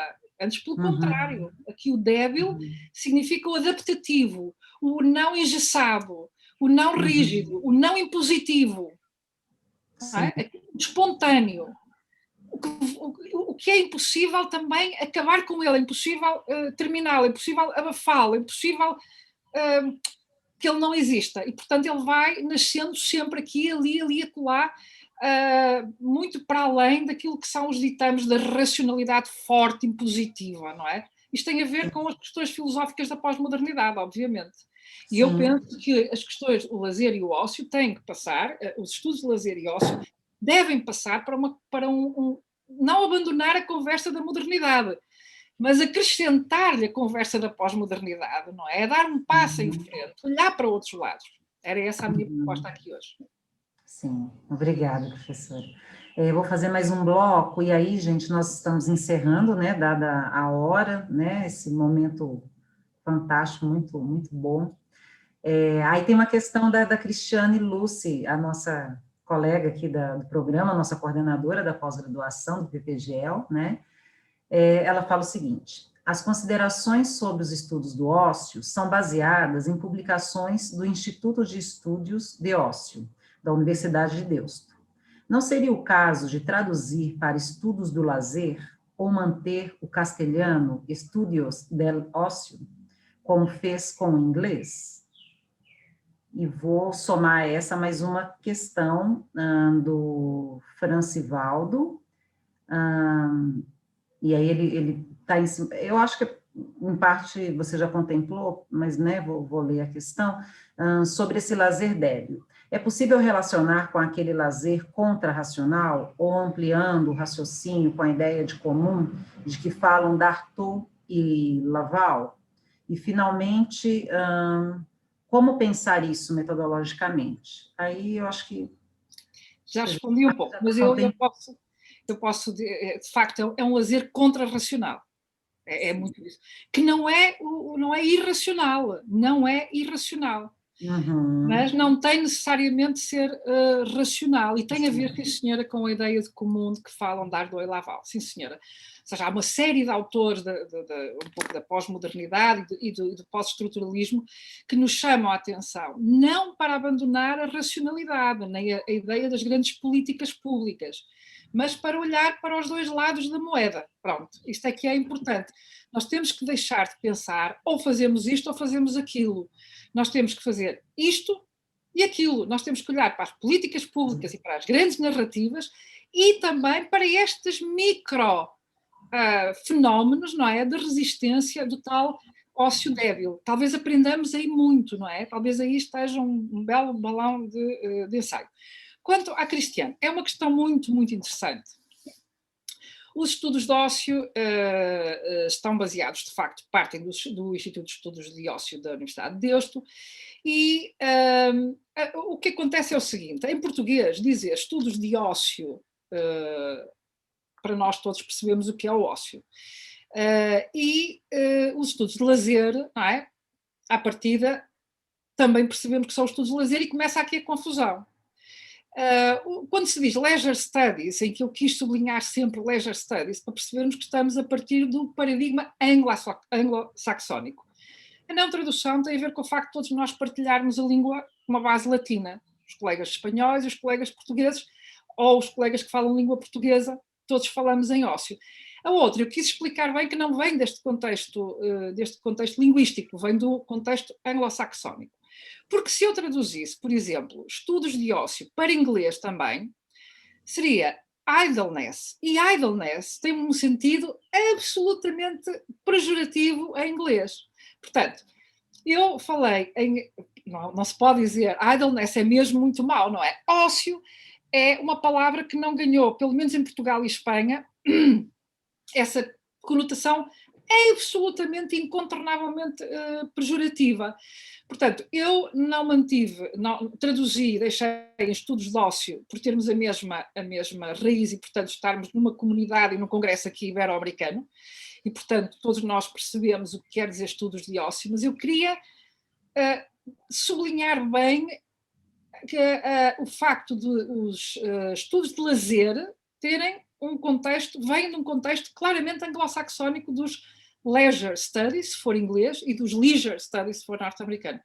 E, portanto, são realmente duas tradições bastante diferentes. Eu tentei explicar que acabam por se encontrar, que têm uma diferença fundamental, não é? Que é a questão axiológica, mas que, no fundo, estão muito próximos. Mas têm tradições e têm histórias diferentes. Mas não são incompatíveis, antes pelo contrário, estão muito próximas, do meu ponto de vista. Era isto, não sei se expliquei bem ou se tenha mais alguma dúvida. Estou a dispor. Vamos acompanhando, eu estou satisfeita.